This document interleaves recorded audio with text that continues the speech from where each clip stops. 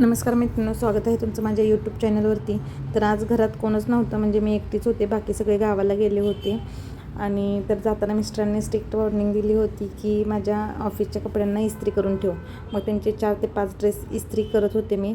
आणि घरात कोण नसल्यामुळंच जेवण काय बनवायचा हा मोठा प्रश्न होता. त्यामुळं मग मी वरण भात फक्त बनवलं.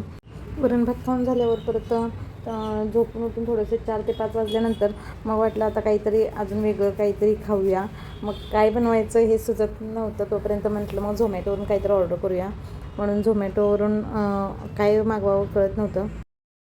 तोपर्यंत मला सुचलं की आपण बर्गर आणि टोस्ट मागवूया. म्हणून मग मी बर्गर आणि टोस्ट ऑर्डर केलं.